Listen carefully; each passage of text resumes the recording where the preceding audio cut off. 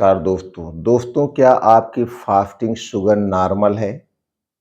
उसके बाद भी आपका वजन बढ़ रहा है, पेट की चर्बी भी बढ़ रही है, कम नहीं हो रही है और थकान बनी रहती है। तो दोस्तों जानते हैं, तो हो सकता है इंसुलिन रेजिस्टेंस। दोस्तों डायबिटीज शुरू होने से पहले की जो एक खामोशी अवस्था होती है, इसी को दोस्तों आज के वीडियो में हम जानेंगे। इंसुलिन कैसे काम करता है, इंसुलिन रेजिस्टेंस क्या है और शुरुआत के 6 लक्षण कौन से होते हैं और 6 स्टेप जानेंगे। रिवर्सल प्रोटोकॉल यानी बचने के 6 आसान उपाय। इस वीडियो को दोस्तों ध्यान से सुनिएगा। अगर आप डायबिटिक पेशेंट हैं तो जान लीजिए वरदान है। अगर आप नहीं हैं तो उससे बढ़कर भी ये जानकारी है, आप अपने आप को डायबिटीज से बचा सकते हैं। तो दोस्तों इंसुलिन जानना बहुत जरूरी है। दोस्तों अक्सर हमने देखा है लोगों की फास्टिंग शुगर नॉर्मल रहती है, इसके बाद भी उनकी डायबिटीज कम नहीं हो रही है। तो आखिर ऐसा होता क्यों है? तो चलिए सबसे पहले दोस्तों हम बात कर लेते हैं इंसुलिन क्या है।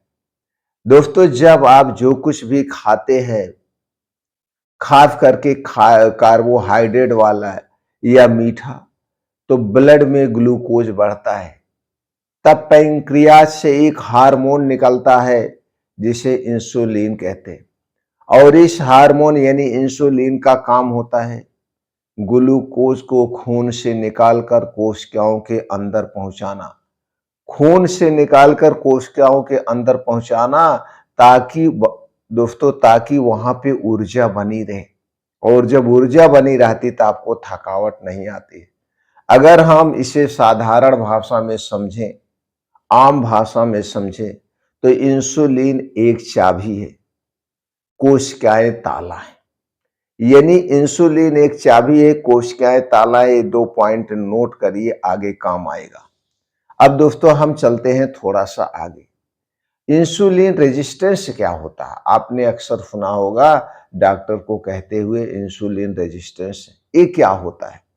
अब सोचिए, अगर ताला जाम हो जाए तो इंसुलिन चाबी लेकर आता है, लेकिन कोशिकाएं दरवाजा नहीं खोलती हैं और इसी को कहते हैं इंसुलिन रेजिस्टेंस। अब कोशिकाएं दरवाजा क्यों नहीं खोलती है?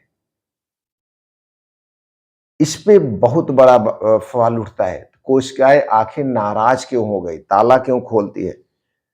दोस्तों उसके बाद क्या होता है, खून में शुगर बढ़ती रहती है, शरीर और ज्यादा इंसुलिन बनाता है और सालों तक ऐसा करता रहता है। फिर क्या होता है, हाई इंसुलिन चलता रहता है और धीरे धीरे पैनक्रियाज थक जाता है।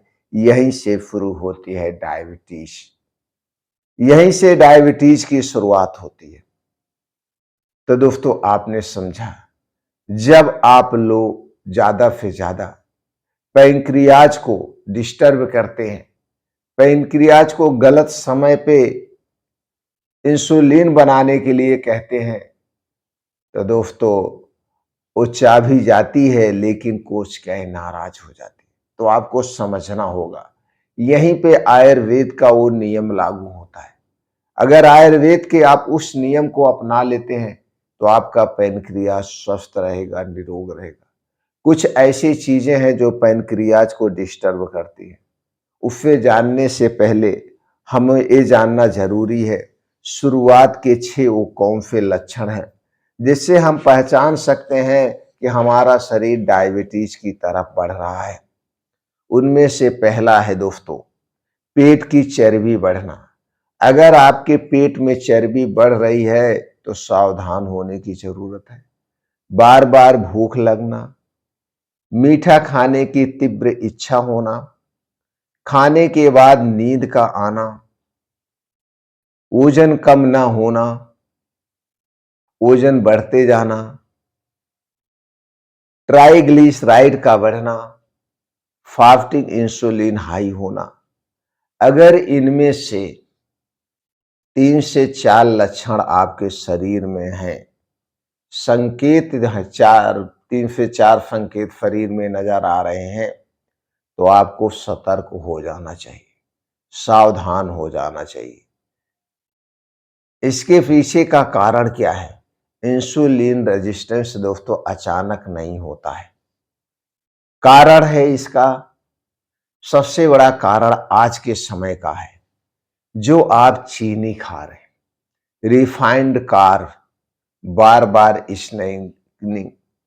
दोस्तों जितनी भी मीठी चीजें आप खा रहे हैं, कुछ ऐसी खट्टी मट्ठी चीजें भी होती है, उनमें भी चीनी का प्रयोग किया जा रहा है। हर एक चीज में चीनी का प्रयोग किया जा रहा है। अगर आप 50 ग्राम का एक छोटा सा पैकेट बिस्किट खा रहे हैं, तो जो दोस्तों जानते हैं इसमें कितना ग्राम चीनी है? इसमें कम से कम 70% चीनी होता है। अब 50 ग्राम के बिस्किट में 70% अगर चीनी है, तो 35 ग्राम चीनी आप खा रहे हैं, छोटे से बिस्किट। इसके अलावा प्रिजर्वेटिव होता है, जो आर्टिफिशियल कलर होता है, वेस होता है, और इसे दोस्तों रिफाइन किए गए पामोलिन ऑयल या रिफाइन किए गए सोयाबीन ऑयल में छाना जाता है, रिफाइन किए गए ऑयल। ये सारी चीजें हमारे शरीर के पैनक्रियाज को डिस्टर्ब करती हैं, और उसके बाद ज्यादा देर तक लगातार बैठे रहना, तनाव में रहना, नींद की कमी, पेट की चर्बी, देर रात हैवी खाना खाना, बार बार मीठा खाते रहना, ये सारी चीजें इंसुलिन को बढ़ाती हैं। और जब इंसुलिन बार बार बढ़ता है, तो कोशिकाएं उसकी बात सुनना बंद कर देती है। हमने शुरू में कहा था कि 2 पॉइंट नोट रखिएगा, ताला और चाबी। यही कारण है कि जो कोशिकाएं हैं जाम हो गई हैं, वो ताला नहीं खोल रही हैं, ये कारण होता है दोस्तों। इसके लिए हमें करना क्या है दोस्तों? इसके लिए आप 6 बदलाव लाइए। पहले तो दोस्तों चीनी से बनी हुई जितनी चीजें उन्हें खाना बंद कर दीजिए। कोई भी चीज है, कोई भी चीज खाने के पहले उसके इंग्रेडिएंट्स को पढ़िए, इसमें क्या क्या डाला गया। अगर चीनी पड़ी है, मैदा पड़ा है, तो रिफाइंड तेल में छाना गया है, उसे बंद कर दीजिए। दिन भर में जो आप बार बार खाते रहते उसे खाना बंद कर दीजिए। जब आपको अच्छी सी भूख लगे तभी खाना, नहीं तो नहीं खाना। और रात का खाना दोस्तों सबसे महत्वपूर्ण रखता है आपको स्वस्थ रखने में। रात का खाना किसी भी कीमत पर, कुछ हो ना हो, लेकिन रात का खाना सूरज डूबने के पहले हो जाना चाहिए। सूरज डूबने के बाद खाने के नाम पे कुछ भी नहीं खाना है। पीने के तौर पे सिर्फ सादा पानी पी सकते हैं, दूध भी नहीं पी सकते हैं। और सुबह खाने की शुरुआत सूर्योदय के 2-2.5 घंटे बाद करिए। जब आप ऐसा करते हैं तो आप डेली 16 घंटे की, 15 घंटे की फास्टिंग कर रहे हैं, और यही 14-15 घंटे की फास्टिंग आपके शरीर को ऑटोफेजी मोड पे डालता है। आपका शरीर अपने आप को रिपेयर करता है, और शरीर का सर्केडियम रिदम सेट हो जाता है।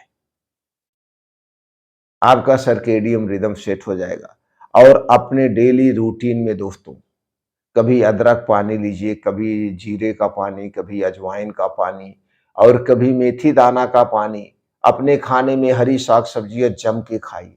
1-2 मौसमी फल खाइए, चाहे वो खट्टा फल हो या मीठा फल हो, फल जरूर खाना है, खाइए, लेकिन ध्यान दीजिएगा मौसमी होना चाहिए, और कीट दवाओं से मुक्त होना चाहिए, केमिकल मुक्त फल होना चाहिए। इस बात का आप ध्यान दीजिए। और डेली दोस्तों नंगे पांव मॉर्निंग वॉक करिए, योगा करिए, प्राणायाम करिए, मेडिटेशन करिए। ये सारी चीजें करने से आपका शरीर एक्टिव होता है। अगर आप दिन भर बैठने वाला कोई काम कर रहे हैं, तो हर 1 घंटे पे उठ करके 2-4 मिनट अपने ऑफिस में जहां पे भी है टहल लिया करिए। 10-5 बार उठक बैठक कर लिया करिए, हाथ पैर हिला लिया करिए, आंख मूंद लिया करिए, कुछ ना कुछ करिए। यानी अपने शरीर को सक्रिय बनाना है, शरीर को निष्क्रिय नहीं बनाना है। अगर आप ऐसा कर लेते हैं, तो दोस्तों आप अपने आप को सबसे बड़ी दवा दे रहे हैं। आपके शरीर को दवा की जरूरत नहीं पड़ेगी, आपके शरीर को ज़रूरत है तो सिर्फ बदलाव की, लेकिन हम ऐसा नहीं करते हैं। हमें सिर्फ एक गोली पे भरोसा है और वही गोली शायद आप नहीं जानते हैं, आपके लिए बहुत ही खतरनाक है। दोस्तों, हमें गोली नहीं लेना है, चाहे छोटी गोली हो चाहे बड़ी गोली हो। गोली से बचना है तो दिनचर्या पे ध्यान देना होगा।